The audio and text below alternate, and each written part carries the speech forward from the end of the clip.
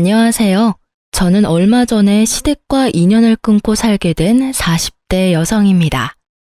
시댁과 연을 끊고 산다고 하면 대다수의 사람들은 그래도 그건 너무하지 않냐, 너희가 좀 참으면 됐을 텐데 하고 이야기를 해요. 그렇지만 인연을 끊게 된 이유를 듣고 나면 그럴 수밖에 없었네 하고 말해요. 며느리라면, 아니 자식이라면 수긍할 수밖에 없는 시댁과의 인연을 끊은 이유 한번 들어보실래요? 저와 남편은 동갑내기 커플이었어요. 어릴 때 만나서 오랫동안 사랑을 키워온 좋은 부부라고 지금도 생각하고 있어요. 제가 결혼했을 당시에 시부는 좋은 직장에서 일하고 있어서 돈을 많이 벌고 있었어요. 지금은 퇴직했지만 당시 아버님의 위세는 생각보다 좀 더 대단한 편이었죠. 시어른이 돈을 잘 벌면 아들 집에 금전적 도움을 주는 경우가 있는데 저희는 아니었어요. 시모와 시부의 사랑과 관심, 경제적 지원은 모두 큰 형님인 아주버님께 돌아갔죠. 매번 아주버님네만 지원해 주시는 시모를 보면서 스트레스를 받았지만 별말 하지는 않았어요. 엄밀히 따지면 차별을 하는 게 싫었던 건데 거기 돈이 끼어 있으니 사람이 좀스럽게 보여서 가만히 있었던 거예요. 게다가 부모님이 번 돈이잖아요. 어디다 쓰던지 제 것이 아니니 더욱 말할 거리도 아니었고요. 하지만 시모의 돈 씀씀이가 점점 더 커지는 걸 보면서 노후 준비는 제대로 하고 계신 건지 걱정되기 시작했죠. 시모는 시집살이를 시키는 사람은 아니었지만 정말 씀씀이가 너무 컸어요. 뭐든 큰 것, 좋은 것, 비싼 것을 선호하고 좋아했죠. 그리고 그 좋은 것들은 모두 시모가 사용하거나 아주버님네로 들어갔죠. 알아서 잘하시겠지 하는 생각으로 별 걱정 안 했는데 그게 문제였어요. 사실 시부가 정년으로 퇴직하고 나서부터 그 걱정이 현실로 변해버렸어요. 시부모가 퇴직을 하면서 저희는 시댁에 용돈을 드리게 됐어요. 국민연금, 노령연금이 있지만 그걸로는 모자랄 걸 알고 있으니 한 달에 50만 원씩 꼬박꼬박 드렸어요. 저도 남편도 못 버는 편은 아니었고 시댁에 드리는 만큼 친정에도 드리고 있었으니 조금 부담되기는 해도 마음은 편했죠.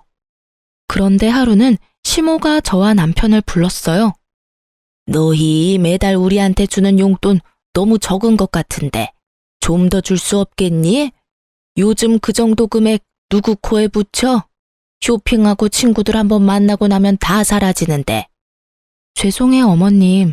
저희도 그보다 더 많이 드리는 건 힘들어서요. 곧 있으면 애들 학교 들어가면 돈 더 들어갈 거고 그때 생각하면 너무 많이 쓸 수가 없어요.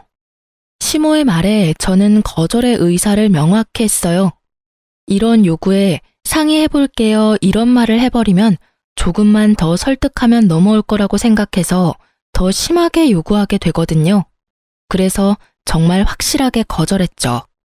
그런 저를 슬쩍 보던 시모가 이번에는 남편에게 슬쩍 말을 하더라고요.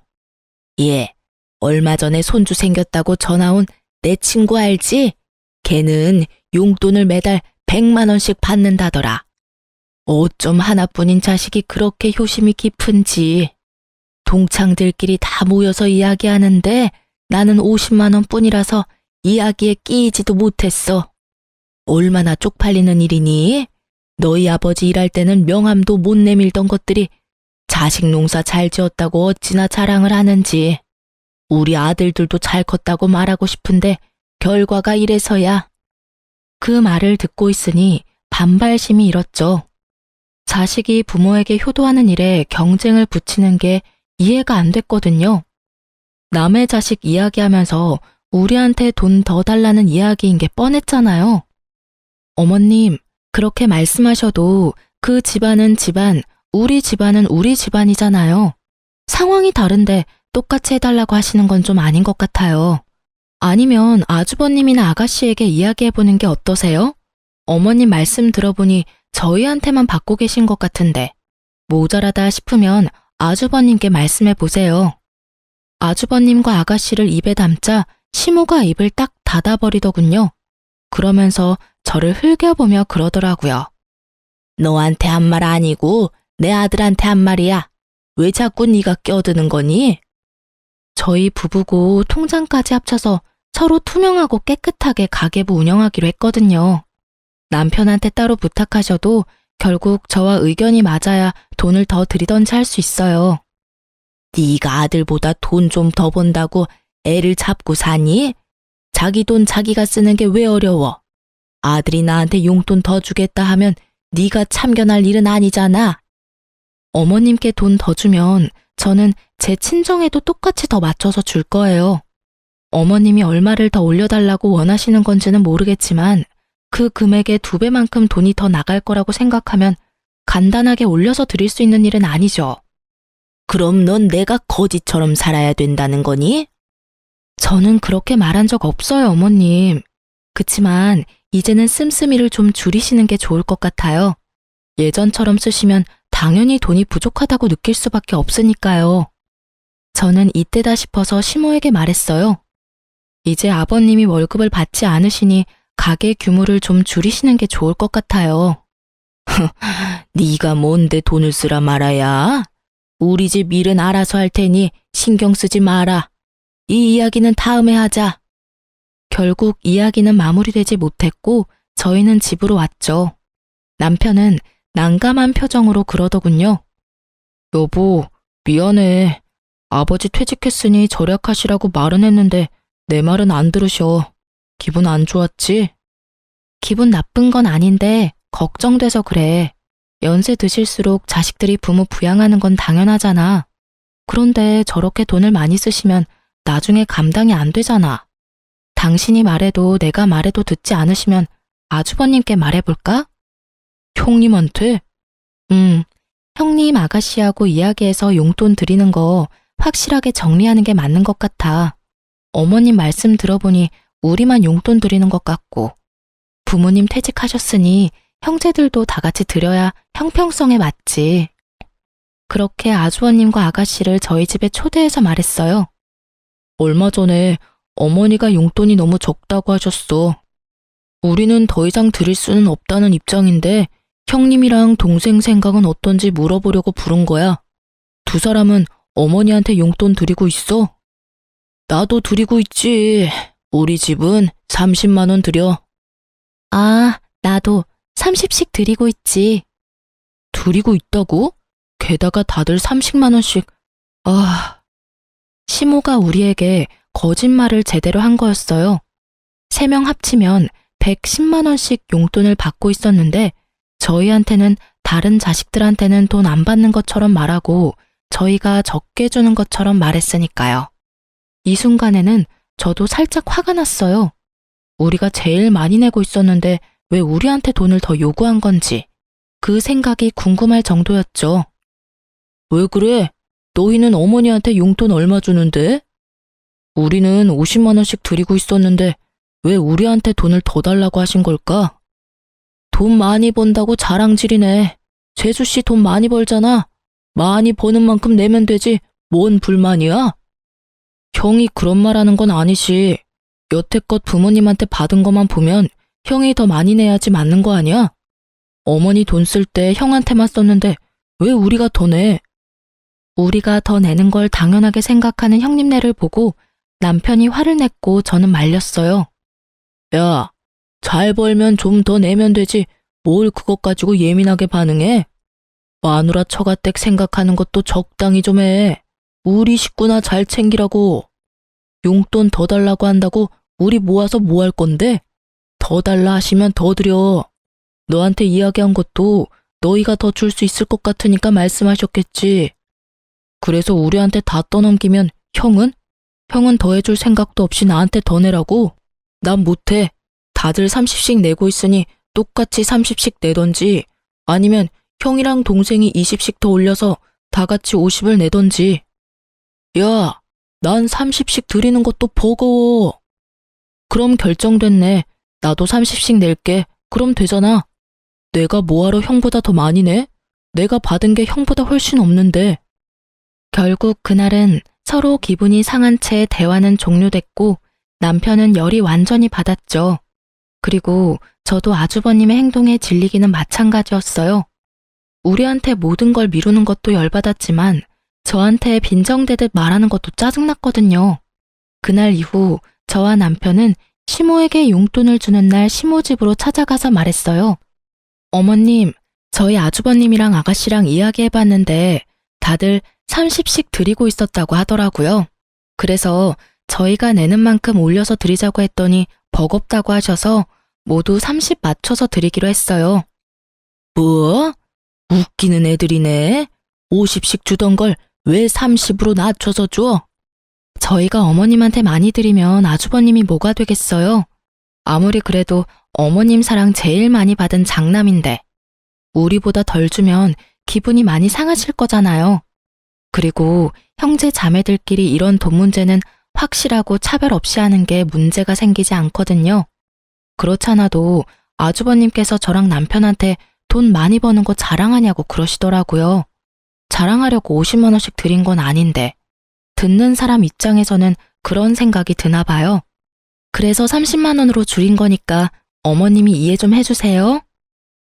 그래도 줬다가 다시 줄이는 건? 아주버님 생각도 해주세요.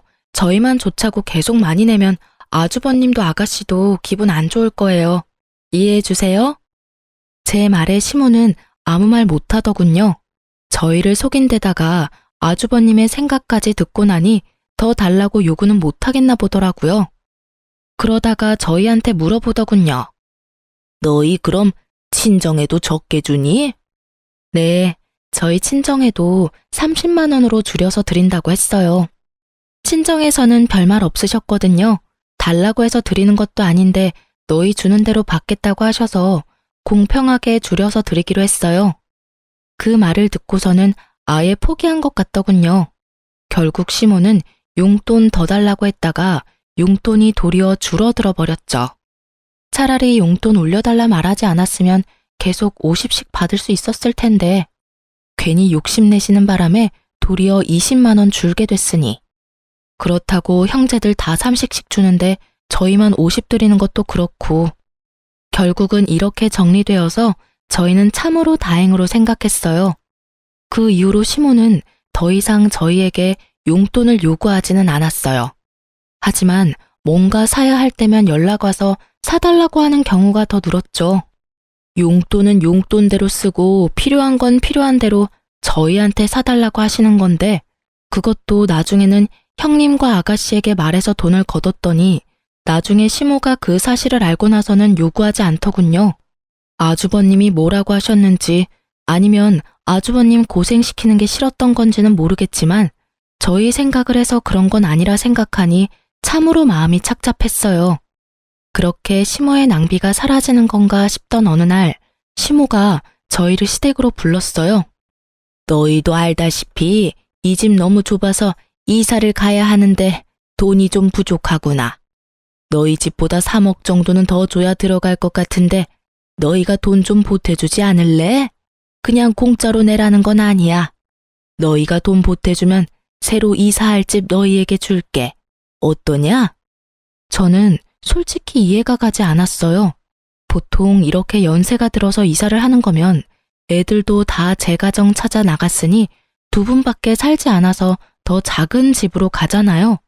그런데 저희 시모는 더 큰 집으로 이사를 가겠다고 하더라고요. 두 분이 살 건데 더 좋은 동네, 더 비싼 집을 찾는 거 보니 시모의 낭비벽이 사라진 게 아니라고 생각했죠. 그렇지만 이야기를 들어보면 나쁜 이야기는 아니었어요. 저희는 시댁 친정 도움 없이 저희 돈으로 전세로 신혼집을 마련했거든요. 그래서 언젠가는 자가를 가져야 하는데 이 집을 살 때 돈을 대주고 그 집 명의를 얻을 수 있는 건 도리어 더 낫겠다는 생각이 들었죠. 그렇지만 저희도 마냥 돈을 드릴 수는 없었어요. 시모의 낭비벽을 알고 있으니까요. 어머님, 좀 더 작은 평수로 가면 돈 안 빌려도 되는데 굳이 큰 집으로 가시려는 이유가 있을까요? 나더러 이거보다 더 좁은 집에서 살라는 거니? 나는 그런 닭장 같은 데서는 못 살아. 공짜로 해달라는 것도 아니고 너희 집으로 명의 돌려준다니까. 일단 살 때는 내 명의로 하더라도 나랑 네 아버지 돌아가시면 그 집 네 집 될 건데. 남편과 상의하고 저희는 돈을 빌려드리기로 했어요. 물론 그만큼의 목돈이 있는 건 아니고 저희가 가진 목돈을 다 넣으면 저희가 급할 때 쓸 돈이 없으니 대출을 진행하도록 하고 저희가 그 대출금을 갚는 형태로 하기로 했죠. 대신 조건을 걸었어요. 차용증을 꼭 쓰도록.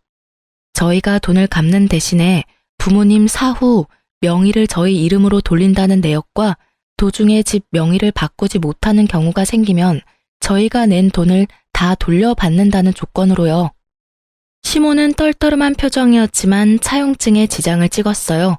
솔직하게 말하면 시모는 그 차용증이 쓸모없다고 생각하는 것 같더군요. 그렇게 저희는 매달 원금이자 합해서 매달 100만 원씩 시모 아파트 대출금을 갚아갔어요. 힘들었지만 양가 부모님께 나가던 돈도 40만 원 줄었고 그 돈에 좀 더 보태면 못 낼 돈도 아니었죠. 그런데 1년이 좀 지났을까 시모가 잠깐 보자고 하더군요. 시모가 이렇게 부를 때는 좋은 일은 아니었기에 가고 싶지 않았지만 어쩔 수 없이 남편과 함께 갔어요. 어머님, 저희 부르셨어요? 그래, 앉아봐라. 내가 곰곰이 생각해봤는데 너희 지금 우리가 사는 집에 들어올 생각 없니? 합가 말이다. 합가요? 갑자기 무슨 말씀이세요, 어머니? 너희 어차피 이 집 명의 가져갈 거면 미리 들어와서 사는 게 낫지 않겠나 싶어서 그런 거다. 큰 집이기도 하고 너희들 들어와 살아도 크기는 충분하지. 그리고 돈 나갈 일도 줄어들 거 아니니? 그렇지만 나는 너희가 들어와 살았으면 싶구나. 우리도 나이가 들었고 둘이서 살기에는 좀 버거워. 너희 신혼집 어차피 곧 있으면 전세 재계약이지? 계약하지 말고 종료하고 들어와. 대신 전세금은 다른 데 쓰지 말고 들고 들어와. 너희 집 전세금은 써야 할 곳이 따로 있으니까. 시모의 말에 저는 그 써야 할 곳이 시댁에 새로 산 집의 대출금을 갚는 일이라고 생각했어요. 하긴 그렇게 갚아버리면 대출금도 사라지니까. 그렇게 생각하던 제 예상을 시모는 완전히 뒤집어 버리더군요. 얼마 전에 친구가 크루즈 여행 갔다 왔다고 하지 않니? 나랑 네 아버지도 이번에 크루즈 여행 갔다 오려고. 친구가 하던 것보다 더 비싼 걸로 갔다 와야 되지 않겠어? 뜬금없는 크루즈라는 말에 저도 남편도 당황했어요. 저희 전세 자금을 시모 호사 여행에 쓰라는 말이었잖아요. 제 귀를 의심했죠. 어머니, 무슨 크루즈 여행 다녀온다고 합가를 해요. 여행이면 모아놓은 돈으로 가시면 되잖아요. 모아놓은 돈이 어디 있어? 생활비 쓰느라 다 써버렸는데. 게다가 너희는 용돈도 쥐꼬리만큼 주면서 너희가 나한테 할 말은 아니잖니? 너희가 용돈이라도 두둑하게 주면 또 몰라도 고작 100만 원 안 되게 주면서 무슨 여행이야? 집에 쓸 돈도 없는데. 어머님, 연금에 저희가 드리는 용돈까지 합치면 한 달에 300 정도 되잖아요. 그런데 그게 모자라다고 하시면. 모자라다면 모자란 줄 좀 알아. 그래서 너희 전셋집 팔고 우리 집에 들어올 거니? 못 가요. 세상에 그런 이유로 합가를 하는 가족이 어디 있어요? 그리고 제가 몇 번이나 말씀드렸잖아요. 소비 좀 줄이시라고요. 도대체 크루즈 비용을 얼마를 쓰시길래 저희 전세금까지 필요할 정도냐고요. 못해도 두 사람이서 가려면 몇 천 정도는 필요하지 않겠어? 거기서 입을 옷들, 장신구들, 가방 그런 것들부터 사고 들어가서 식사 비용이나 이런 것도 만만치 않게 돈이 드는데.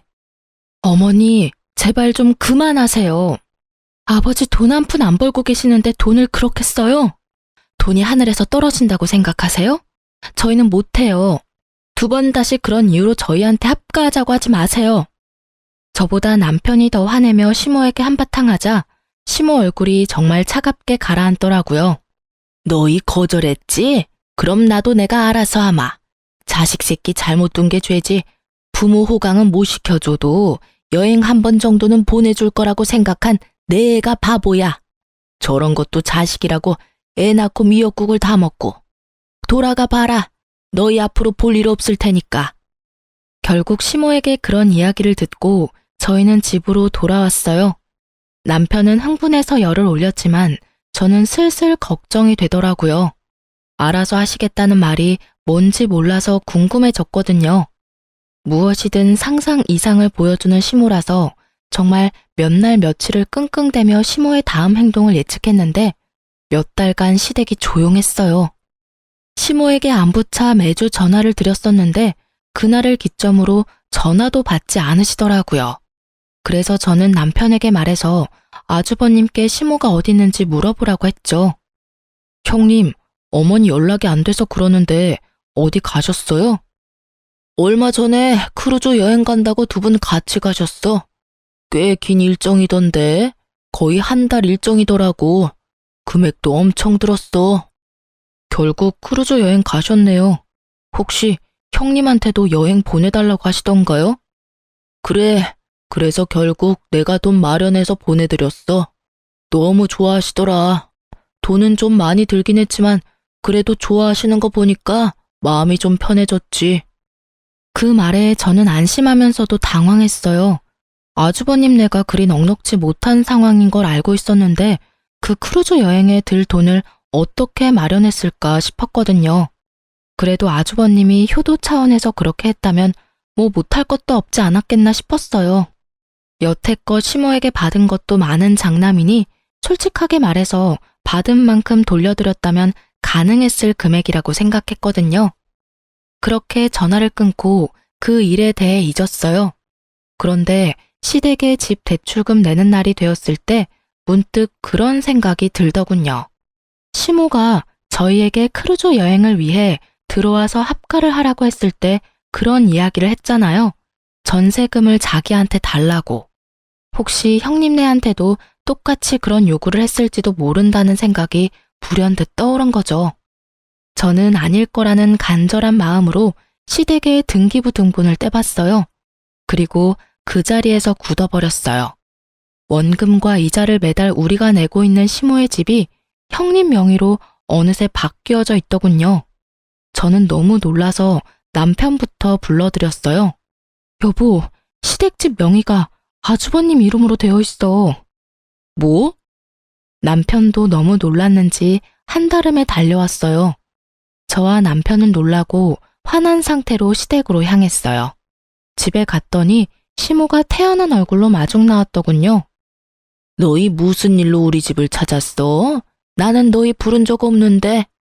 어머니, 집 명의 어떻게 된 거예요? 왜 이 집이 형 명의로 넘어갔냐고요? 그걸 몰라서 묻니? 나는 나 부양하지 않는 자식한테는 이 집 못 줘. 이 집이 내 명의인데 왜 내가 이 집을 너희한테 줘야 해? 웃기지도 않아. 첫째 덕분에 겨우 체면치레 했는데 너희가 나한테 뭘 해줬다고 이제 와서 집 타령이야? 이 집이 온전히 어머님 집은 아니죠. 저희랑 이 집 살 때 무슨 말 했는지 잊으셨어요? 그래, 너희가 돈 내주기로 하고 이 집 산 거는 맞지. 그렇지만 명의는 내 이름이잖니? 내가 뭘 하든 내 마음이지. 그리고 자식한테는 부모를 부양해야 하는 의무가 있는 거야. 너는 그걸 하지 않았고 첫째는 그걸 했지. 그래서 첫째한테 이 집 명의 준 거다. 불만이 있으면 나한테 그 의무를 다 못한 너를 탓해야지. 여기 와서 불평한다고 내가 명의 바꿔줄 것 같으냐? 정말 당당하게 상식 이하의 발언을 하는 시모를 보며 저와 남편은 둘 다 입이 막혔어요. 말이 머릿속에는 맴도는데 하고 싶은 말, 고쳐주고 싶은 말이 너무 많으니 제대로 정리가 되지 않더군요. 어머니, 정말로 이대로 저희하고 척질 생각이세요? 저희와 한 약속까지 어기고. 말하는 도중에 아주버님이 나타나더니 저희에게 버럭 소리를 지르더군요. 야, 집 명의 때문에 화난 건 이해해.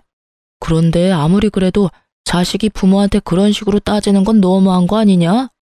너희가 이 집 명의를 원했으면 어머니 부탁 들어줬으면 될 일 아니야. 자기들이 부족해서 못한 걸 왜 어머니 탓을 해?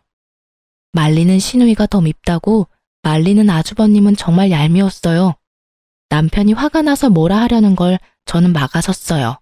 그리고 시모에게 말했어요. 어머님이 그렇게 나오시면 저희도 알아서 할게요. 너희가 이제 와서 뭘 할 수 있겠어? 멀리 안 나간다.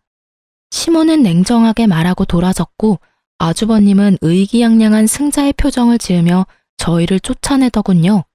저는 그런 아주버님을 보며 속으로 비웃었어요. 이 집이 어떤 꼴인지 모르고 저렇게 승자의 기분에 취해 있는지. 이제 곧 나락으로 떨어질 생각을 하니 웃겼죠. 저와 남편은 시모와 헤어지고 그날부로 내고 있던 원금과 이자를 내지 않았어요. 사실 여태껏 시모의 통장에서 대출금이 빠지고 있었거든요. 저희가 대출금을 내지 않아도 저희한테는 아무런 문제도 발생하지 않거든요. 당연히 대출금이 상환되지 않으니 시모에게 연락이 갔더라고요. 저는 당연히 저희 대출금을 아주버님이 이어서 낸다고 생각했는데 그게 아니었던지 시모에게서 연락이 왔어요. 너희 대출금 왜 안 내줘? 어머님, 저희가 대출금을 왜 내요? 아주버님 명의로 넘어갔으니 아주버님이 내셔야 맞는 거죠. 어머님한테 그렇게 잘하는 아주버님이시니까 잘 내주시겠죠. 시모의 반응을 보니 그 집에 대출이 걸려 있다는 것도 이야기하지 않은 눈치더라고요. 저는 그런 시모에게 한 가지 더 말했어요. 그리고 어머님, 그 집에 저희가 낸 대출금 이자랑 원금요. 거의 2년 동안 내서 거의 2,500 정도 되거든요. 그거 다 돌려주셔야 해요. 차용증 내용 기억하시죠? 돈 빌려드리는 대가로 집 명의 주시는 거였고 집 명의가 부득이하게 바뀌지 못하면 저희가 낸 금액 그대로 돌려주신다고요. 가족끼리 돈 주고받은 건 법적으로 효력가 없어. 넌 그것도 모르니? 그렇게 생각하시고 지장 찍으신 거예요? 그런데 어떡하죠? 가족 간 차용증도 법적 효력 있기는 해요. 그래서 제가 매달 어머님께 꼬리표 달린 돈을 통장으로 넣어드렸잖아요. 빌려드리는 돈이라고 한눈에 알 수 있도록. 통장 이체 내역도 있고 차용증도 세세하게 작성되어 있어서 돈 돌려주시지 않으면 변호사 사무실 찾아갈 거예요. 준 돈은 돌려받아야 하잖아요. 만약 어머님이 안 주신다면 아주버님께 찾아가서 말씀드릴 거예요. 그래도 괜찮으세요? 시모가 잠깐 생각하더니 그러라고 하더군요. 이미 형님은 어머님 내서 합가하여 같이 지내고 있으니 어쩔 수 없이 돈을 갚기는 해야 할 거라는 생각이 든 것 같더라고요. 그래서 저는 아주버님께 전화를 했어요. 제주씨, 바쁘니까 나중에 들으시면 후회하실 거예요. 그 집 혹시 대출금 끼고 있는 집인 거 알고 있으세요? 알고 있지. 어머니가 갚고 계신 걸로 아는데. 그럴 리가 있겠어요? 그 대출 사실 저희가 갚고 있었거든요. 어머님이 그 집 살 때 저희한테 돈 보태면 그 집 명의 저희한테 돌려주신다고 하셔서요. 그래서 지금 나한테 따지려고 전화했어? 그럴 리가요. 이미 명의 넘어갔으니 저는 별로 상관없어요. 그런데 문제가 하나 있거든요. 저희가 그 대출금 이제부터 내지 않을 생각이고 이미 낸 것도 다 돌려받을 생각이라서요. 대출이 얼만데? 집 시세 생각하면 그리 큰 돈은 아닐 건데. 대출 지금 한 달에 100만 원씩 꼬박꼬박 들어가고 있어요. 그리고 여태껏 낸 금액은 2,500만 원 정도 되는데 어머님이 못 갚겠다고 하시더라고요. 그러니 어쩔 수 없이 그 집 명의자인 아주버님께 돈 달라고 하는 거고요. 뭐? 달에 100만 원? 그렇게 많이 들어갈 리가 없는데. 너 우리 속이려고 하면. 속일 생각 없고요. 그건 어머님 대출 계약서 보시면 아실 거예요. 집 살 때 대출 받았으니까. 거기에 원금이자 명확히 적시되어 있을 거예요. 왜 돈이 그렇게 돼? 계산이 맞지를 않잖아. 어머니 전에 살던 집 가격 생각하면 그 정도나 빌릴 필요가 없어. 네, 집값만 계산하면 그렇죠. 그런데 아주버님은 모르셨나 봐요? 어머님이 전에 살던 집을 담보로 돈을 빌리셨더라고요. 뭐? 깜짝 놀라는 목소리를 들으니 정말로 모르는 눈치였어요. 모르셨나 보네요. 어쨌든 어머님은 아주버님께 돈 받으라고 하니 그렇게 진행하려고요. 일단 빌려드린 돈 2,500만 원은 어머님이 갚으셔야 하는데 어머님 돈이 없으니 같이 살고 계신 아주버님께서 갚아주셔야겠어요. 2,500의 대출금까지. 아, 제주씨, 우리가 지금 그런 돈을 낼 만한 상황이 아니야. 말했잖아. 어머니랑 아버지 크루즈 여행 간다고 돈을 너무 많이 쓰셨다고. 게다가 지금 어머님이 쓰고 계시는 돈만 해도. 그건 저희가 알 바는 아니죠. 그런 거 다 감수하고 어머님이랑 같이 살기로 하신 거 아니에요? 어머님 낭비벽 있으신 거 몰랐던 것도 아니면서. 그리고 저희는 만약에 이 돈 돌려받지 못하면 변호사 찾아가서 소송을 걸든 뭘 하든 다 해볼 생각이에요. 부양하고 계시니까 그분이 친 사고는 잘 처리해 주실 거라 믿어요. 변호사 이야기까지 하니 아주버님도 살짝 놀란 것 같더라고요. 이렇게 강하게 나올 거라는 생각은 못했겠죠. 아주버님이 잠시 고민하더니 저녁에 시댁으로 오라고 하더군요. 같이 모여서 어떻게 할지 상의하자고요. 그날 저녁에 시댁에 갔는데 정말 웃기지도 않은 개그쇼를 보는 것 같았어요. 어머니, 왜 둘째한테 돈 빌리고 있는 거 이야기 안 하셨어요? 대출이 있다는 걸 알았으면 저도 집 팔고 여기 들어오는 일 없었을 거라고요. 이 집이 탐나서 들어오겠다고 한 건 너였잖니? 이제 와서 지금 부모한테 화풀이야? 예, 화풀이에요. 도대체 이 집에 잡혀있는 대출금 하며 어머님이 평상시에 쓰는 돈까지 제가 얼마나 힘들게 사는 줄 아세요? 와이프 얼굴 보기도 겁난다고요. 나한테 화내지 말고 둘째한테 이야기해. 얘네들이 대출금 내주기로 했으면서 안 내주는 거니까. 그래, 너희도 그래. 어머니한테 준 돈 2,500 어떻게 나한테 그렇게 악착같이 받으려고 하냐? 솔직히 나도 어머니한테 당한 건 마찬가지잖아. 저희랑 아주버님은 시작이 다르잖아요. 저희는 어머님 지원 한 푼 없이 결혼했고 아주버님은 어머님한테 집 받으셨잖아요. 그 집 팔고 들어오신 거면 어머님도 아주버님도 돈 꽤나 남았을 텐데 뭐가 그렇게 아쉽고 억울하세요? 그렇게 치면 여태껏 아무것도 받은 것 없이 부양만 해야 했던 저희는 뭐가 돼요? 아니, 아직까지 그런 걸로 따지면 솔직히 어머니한테 내가 받은 게 많다고 생각하는데 그렇지만도 않아. 우리도 그렇게 많이 받은 거 없어. 집도 이번에 팔면서 적자 봤어. 어머니 크루즈 여행 가는데 준비금이랑 여행비, 쇼핑비 하고 나니 남는 돈이 없다고. 그거야 아주버님 사정이죠. 그래서 저희가 낸 2,500 돌려주실 거예요? 안 주시면 저희도 법적인 조치 취할 거예요. 저희는 아주버님이랑은 다르게 시댁에 한 푼도 받은 게 없어서 증여나 뭐 이런 명목으로 돈 떼일 일 없거든요. 받은 돈이 없으니 돌려줄 돈도 없었어요. 그러나 빌려준 돈은 있으니 다 받을 수는 있었죠. 결국 저희의 맹렬한 저항에 부딪힌 아주버님은 저희에게 2,500을 돌려줬어요. 그렇게 저희는 겨우 원금을 회수했죠. 형님, 어머니, 앞으로는 저희한테 연락하지 마세요. 두 사람이 저와 제 와이프 대하는 거 보고 이젠 질려서 여기 있고 싶지도 않아요. 와이프 보기도 부끄러울 정도라고요. 그러니까 앞으로 연락하지 말고 삽시다.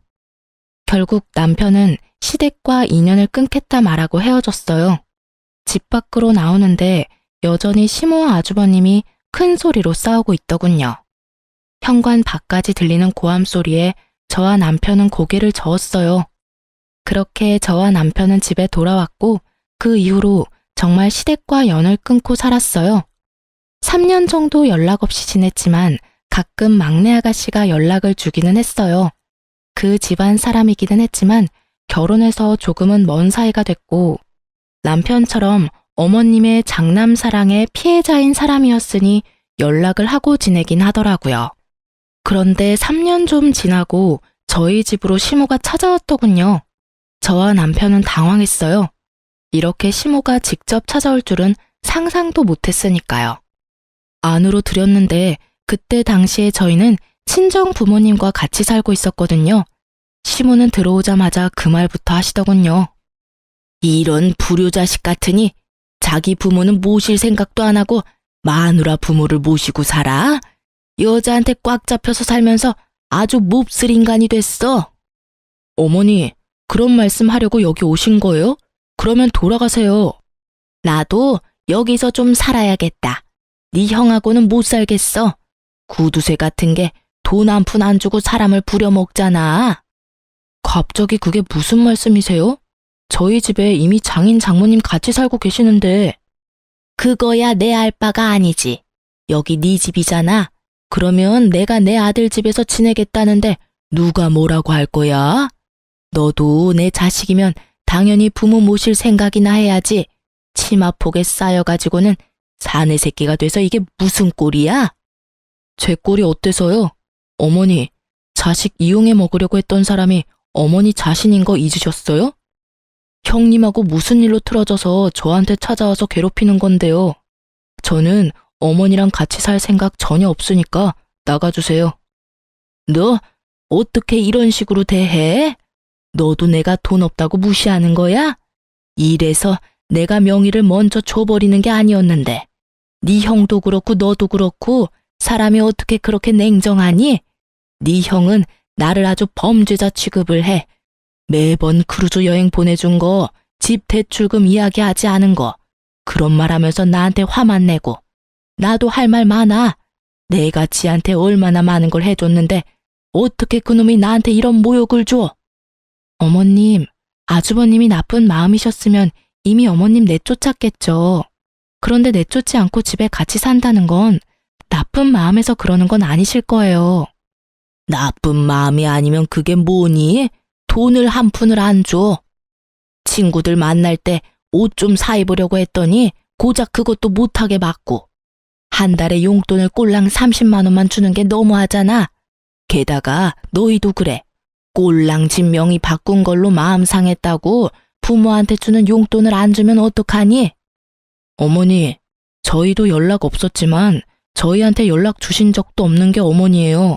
어떻게 여태껏 한 번도 연락 없으시다가 또 본인 필요할 때만 나타나서 부모 자식 운운하시는 건데요. 화내며 소리 지르는 남편을 제가 달랬어요. 어머님, 아주버님 좋아하셔서 아주버님한테 집 명의 주셨잖아요.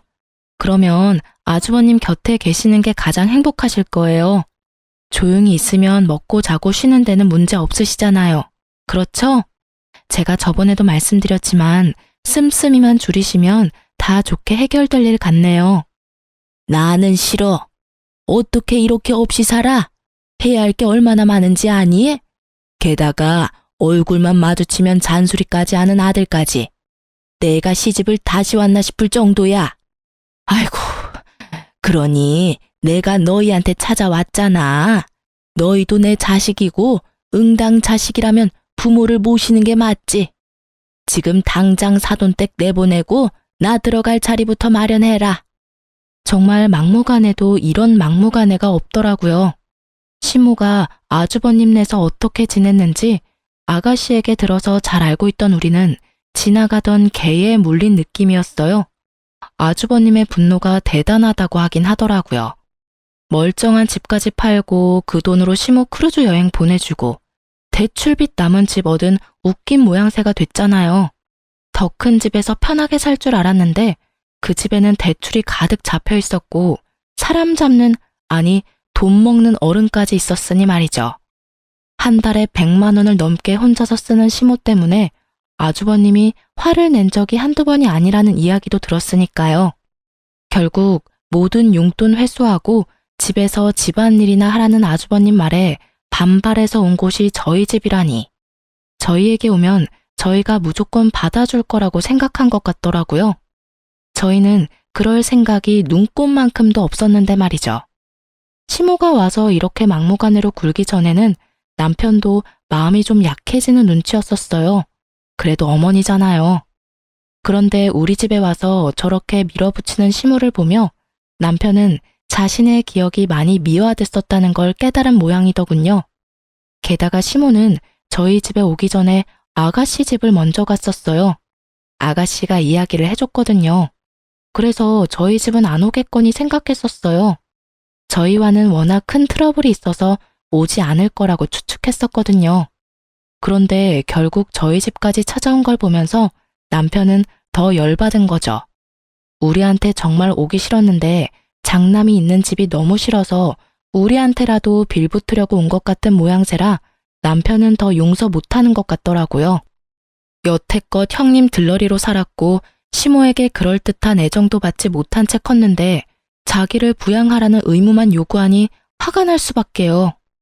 남편이 무척 차가운 얼굴로 시모에게 말했어요. 하늘이 두 쪽 나도 제가 어머니 모실 일은 없을 테니 집으로 돌아가세요. 왜 삼남매들 모두 어머니를 모시기 싫어하는지 이유를 본인이 곰곰이 생각해 보시고요. 그리고 한 가지 더 말씀드리는데 형님한테 그만큼 돈 많이 쏟아부었으니 형님한테만 부양해달라고 하세요. 다른 자식들 여태껏 찬밥 신세로 만들고 평생 자식 이용해 먹으려고만 하셨잖아요.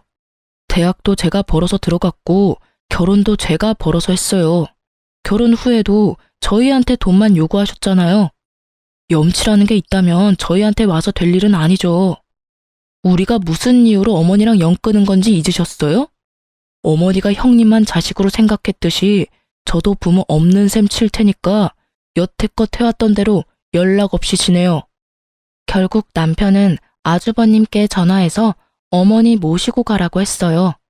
아주버님은 너희가 모실 수 있으면 모시라는 식이어서 남편이 또 화를 낼 수밖에 없었죠. 시모가 집을 나가버리기를 원하는 아주버님의 모습에 남편은 시모를 직접 차로 태워 시댁으로 데려다 줬어요. 2번 다시 찾아오지 말라고 이번에 찾아오면 진짜 호적 파고 나가버릴 거라고 으름장을 놔버리더군요. 그렇게 강하게 반발하는 남편의 모습을 처음 봤는지 너무 놀란 시모는 그 이후로 연락을 하지 않았어요. 아가씨가 시모 소식 전해주려고 할 때마다 남편은 어머니 이야기 입 밖에도 내지 말라며 화를 내니 할 수가 없는 거죠. 아주버님네와 시모의 싸움에 등 터지는 아가씨는 그나마 저한테 시모와 아주버님의 근황을 알려주더군요. 시모가 화려하고 사치스러웠던 생활을 잊지 못하고 결국은 아주버님 카드로 카드론을 받아 쓴 바람에 아주버님에게 혼나고 지금은 조용히 식모처럼 살고 있대요. 한 번만 더 돈 때문에 사고치면 시모가 가지고 있던 비싼 물건들 다 팔아치워 버린다고 했대요. 그리고 시모는 요양원에 데려다 주겠다고 말했다더라고요. 결국 시모는 아주버님 말에 꼬리 내리고 얌전히 식모처럼 살고 있고 아주버님네는 집 대출금에 어머님이 빌린 카드론까지 갚으며 전전긍긍 살고 있대요. 와이프 눈치 엄청 본다고 하더군요. 하긴 형님도 속이 뒤집어지겠죠. 시댁 재산 자기 걸로 만들어 보려다가 결국에는 멀쩡한 집 팔아서 대출금 가득한 집을 얻은 데다가 시어른과의 합가까지 해서 수발까지 들어야 하니 말이죠. 조용하고 점잖은 분이면 모시기 그나마 편했겠지만 다른 곳에 눈 돌리면 사고나 치는 사람을 모시려니 속에 천불이 나는 것도 당연할 거예요. 그렇지만 2사람 모두 뿌린 대로 거둔 거라고 생각해요. 우리를 이용하려 했던 시모나 그런 시모를 이용하려 했던 아주버님이나 자기들이 만든 결과죠. 글을 쓰면서도 그때를 생각하면 화가 많이 나요. 돈에 환장한 시모를 떠받들며 살았다면 지금쯤 저희도 거짓골을 면하지 못했을 테죠. 얼마 전에 시댁 이야기를 들은 김에 생각이 나서 글을 써봤어요. 시댁과 이런 일로 부딪히는 일은 많을 거예요. 저희는 휘둘리기 싫어서 인연을 끊는 방법을 선택했죠. 이게 나쁘다고 생각하는 사람들도 있어요. 하지만 당해보지 않은 사람은 그 스트레스를 모르죠. 긴 글 읽어주셔서 고맙습니다. 스트레스 받지 말고 즐거운 하루 보내세요.